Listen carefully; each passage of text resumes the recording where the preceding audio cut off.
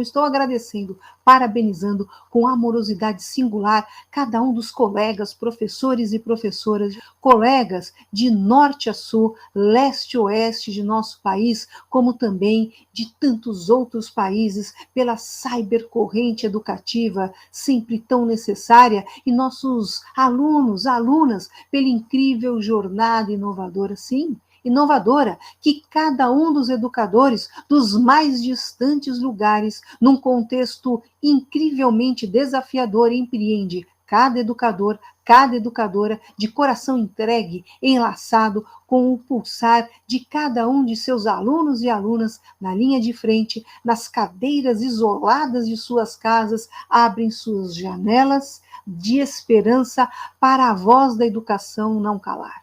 E não calou. A pandemia não conseguiu calar a educação. Falamos mais alto. Me felicito de estar aqui compartilhando este momento, tantos colegas, alunos, pessoas interessadas aqui nesta reflexão de hoje. Minha fala busca unir vozes acerca da necessidade urgente da consciência pedagógica autogovernativa em prol do fortalecimento da autoestima do professor, da professora, em que cada tempo se torna mais frágil, vez que processos de desmemórias históricos da desvalorização educacional brasileira vêm sendo demarcados por castelos de areia tecnológicos cuja inovação pedagógica se perde na invisibilidade do seu tempo. E aqui juntos, pensarmos na virada. Fiquem aqui comigo até o final da minha fala, pois eu trago uma reflexão que busca enaltecer a virada, sobretudo a edificação da autoestima docente, o que já pode ser o fortalecimento da mudança de nossa história.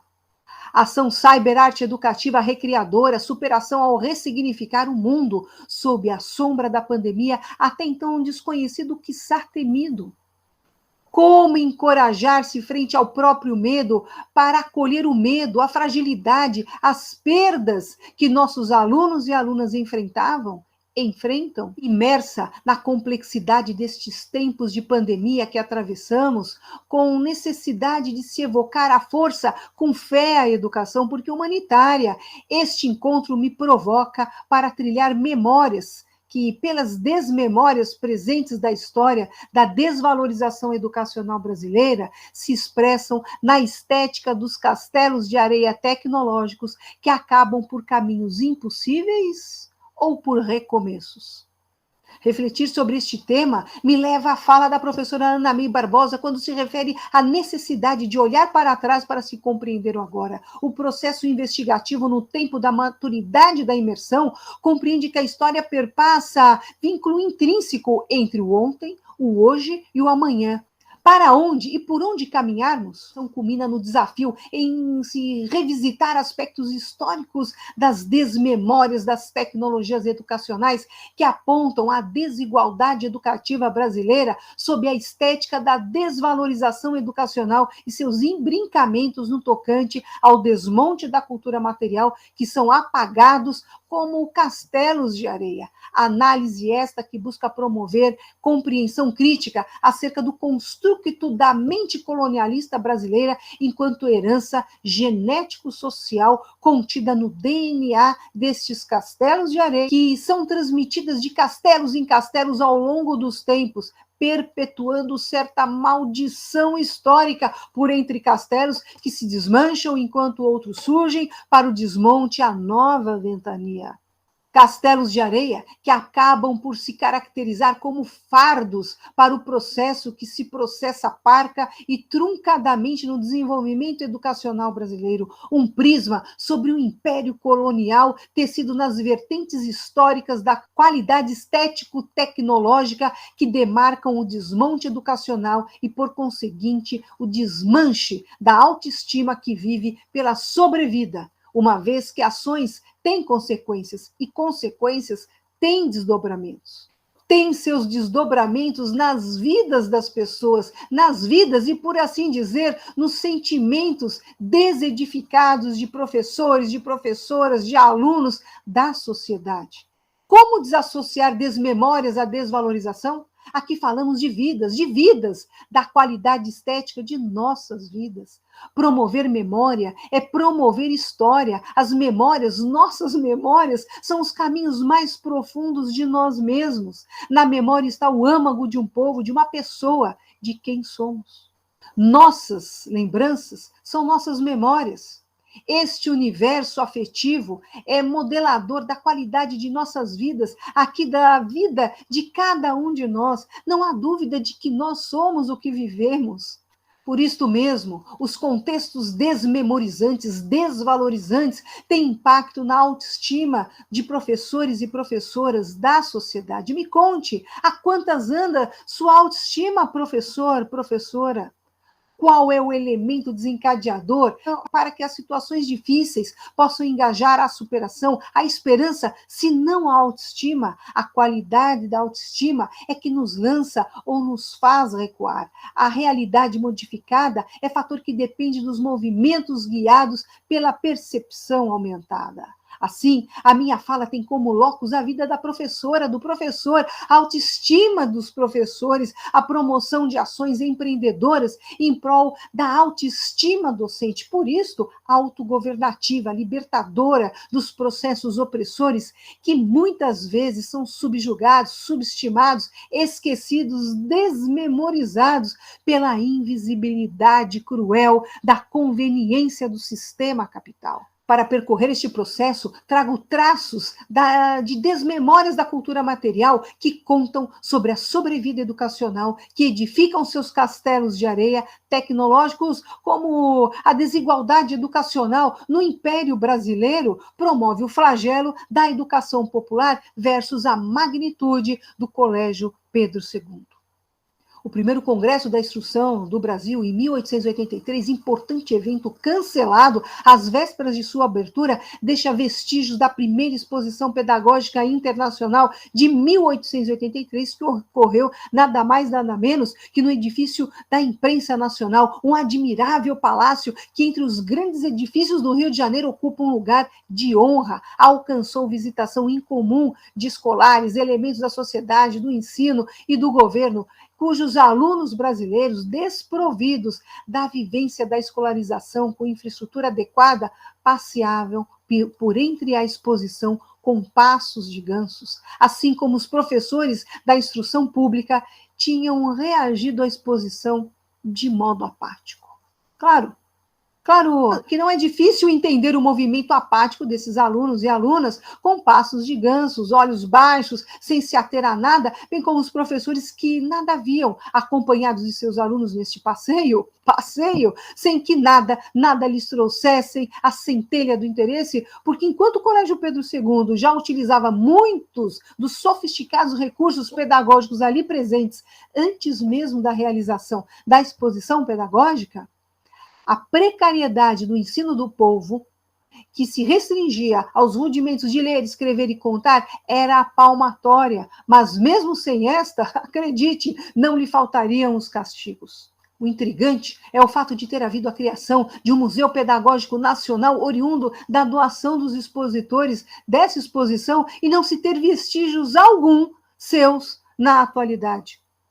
Eis que mais um castelo esmorecido à ventania, suntuosa exposição pedagógica que culmina em um imponente museu pedagógico, cujo museu pedagógico desaparece nos endereços do vento. Vento silencioso que cala o paradeiro deste mobiliário histórico educacional. Simplesmente sumiu.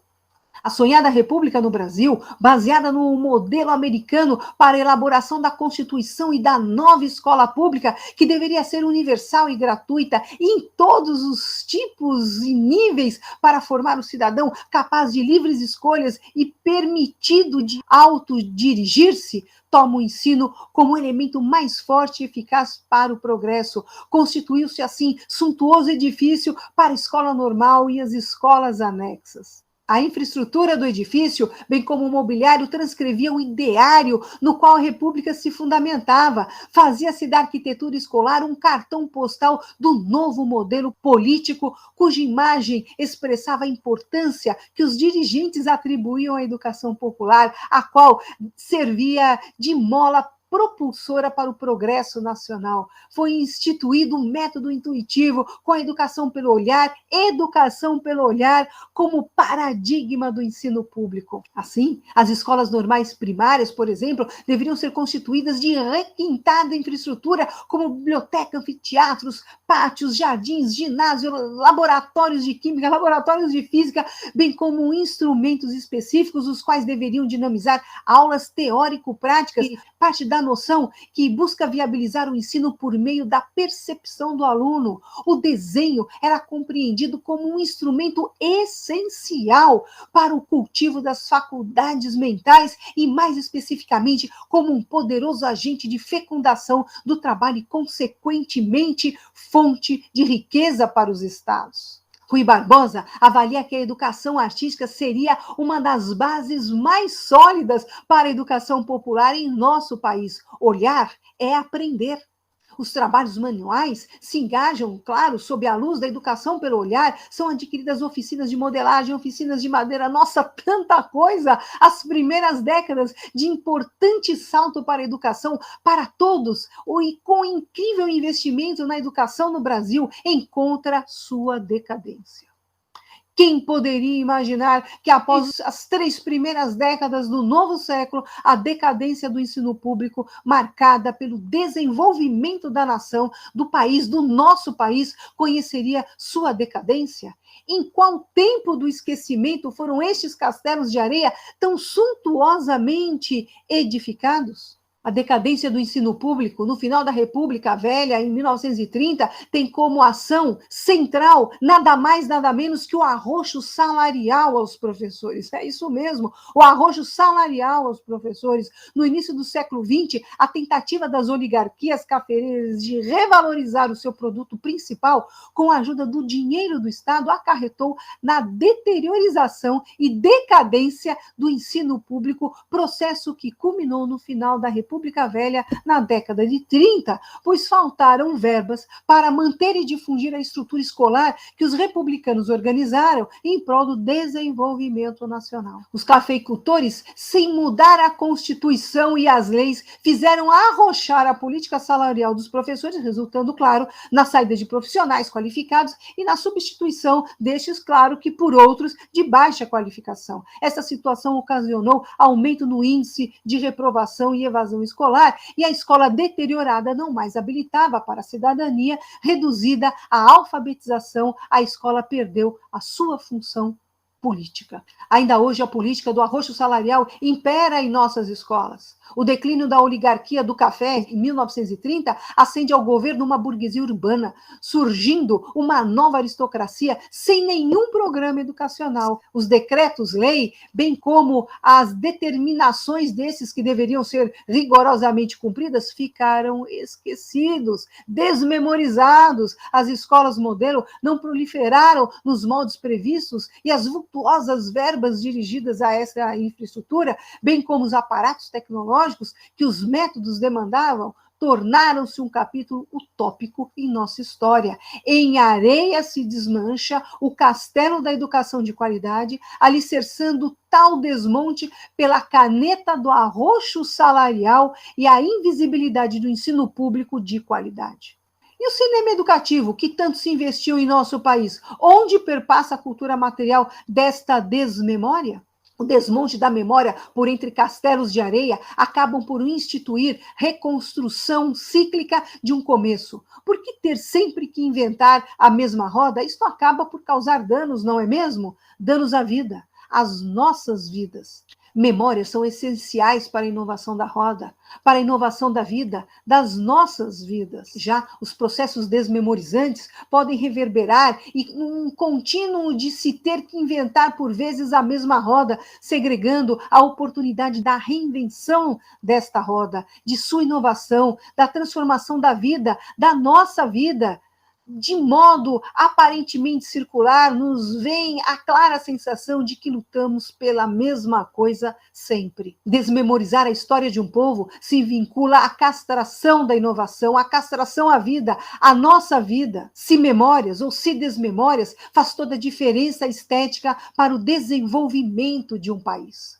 Experiências ressignificativas promovidas pela arte, cultura e educação são células-tronco nos registros da memória de um povo arraigado para os processos de inovação de um país, para o nosso país. Políticos do bem sejam guardiões da produção da história do nosso Brasil. Na educação está o oxigênio, está o eixo orgânico deste processo. A professora, o professor é o oxigênio da educação. Este momento aqui agora, momento rico para mim singular, dessa aproximação com colegas, professores, professoras, alunos, alunas de arte e seu ensino. Não deixemos que os castelos de areia introjetem crenças limitantes que asseverem a baixa estima docente, oriunda, muitas vezes, de precárias condições de trabalho, alta jornada diária em sala de aula, bem como nos baixos salários que a história tem demonstrado tal declínio aqui no Brasil. Verdade é que cursos bem-sucedidos são aqueles efetivamente promovidos por professores, por professoras. Falo sobre a autoestima pedagógica demarcada pela inovação, movida pela fé. Sim, pela fé enquanto confiança, certeza, confidência, crédito, fiança, fidúcia, firmeza, insuspeição, segurança. Fé de continuar ensinando, a fé do nosso aluno e aluna não correr o risco de ter seu aprendizado suspenso por tempo indeterminado, não correr o risco de ficar ali por entre processos complexos em tempos de pandemia. Quantas vezes nossas aulas, quiçá, salvaram vidas. Fato é que se abre tempos diferentes, cuja comunicação horizontal pela internet fortalece a ação individual, educativa de cada um dos professores. Somos entidade educativa, a modernidade líquida expressa por Bauman no tempo do agora, pelo processo pedagógico consciente, autogovernativo de cada um dos educadores e educadoras, viabiliza liberdade, autonomia, solidariedade para chegarmos a quem precisa e deseja aprender.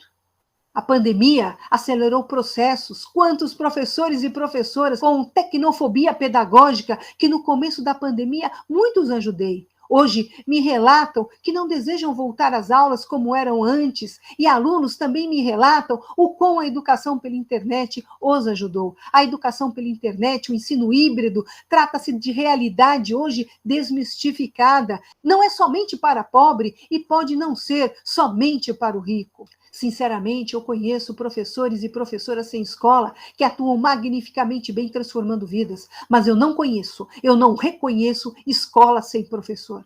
Sim, somos entidades educativas. A educação não está no prédio, está no educador. Paulo Freire nos conta em seu livro a importância do ato de ler, sobre ele, quando a lousa era o chão de terra e o giz o graveto.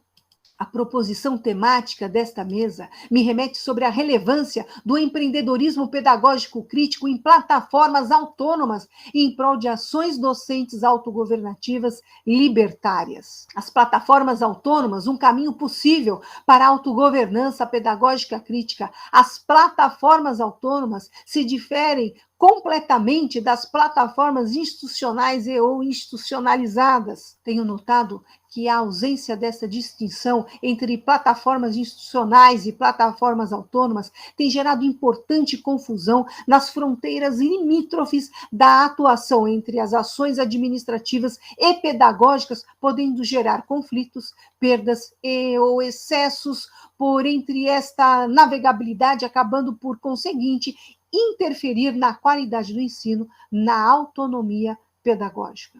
A autonomia docente está na concepção da edificação de plataformas autônomas. As plataformas autônomas se caracterizam no viés da concepção do professor e professora como entidade educativa.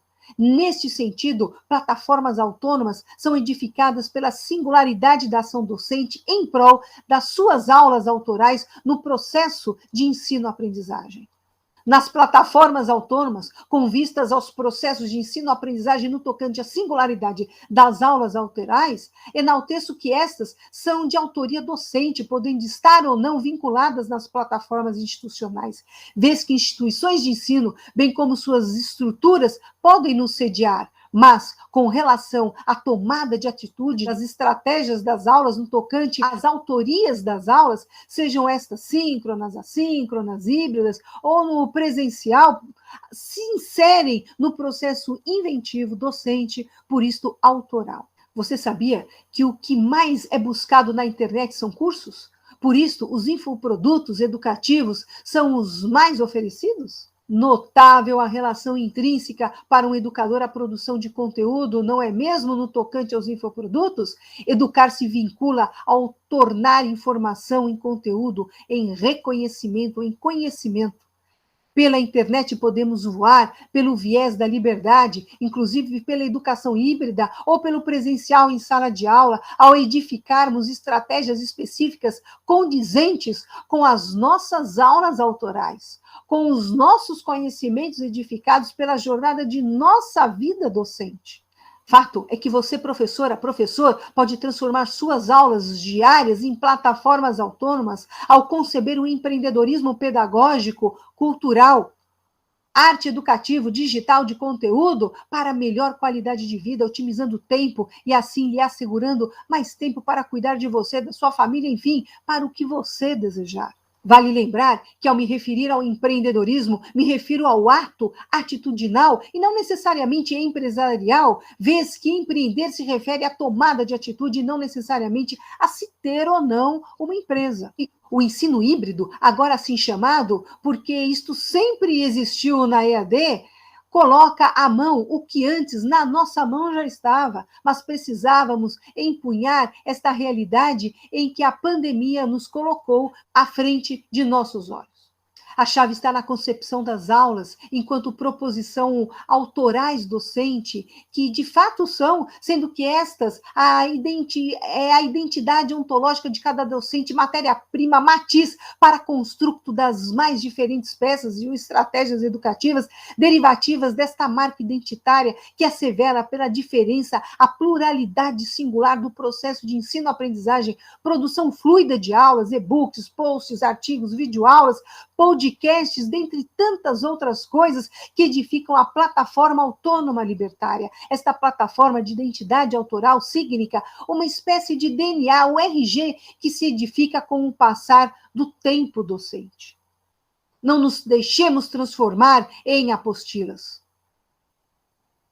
Em minha prática docente e como pesquisadora, inquieta em ações para o empreendedorismo pedagógico crítico em plataformas autônomas em prol da ação docente autogovernativa libertária, compreendo como vértice essencial para o universo docente, enquanto conceito a produção de plataformas educativas autônomas, processos de ressignificação de aulas autorais, criar, recriar, desenvolver cyberespaços, ambientes pedagógicos concernentes à cartografia dos processos, acontecimentos autônomos, cígnicos, oriundos das aulas autorais docentes. Que universo bacana se abre, tornar suas aulas autorais construto fluido de multiplicidade de possibilidades que podem ajudar muito mais pessoas. Gostaria de finalizar a minha fala com fala inicial que, sinceramente, conheço professores e professoras sem escola e que atuam magnificamente transformando vidas, mas não conheço, não reconheço escolas sem professor.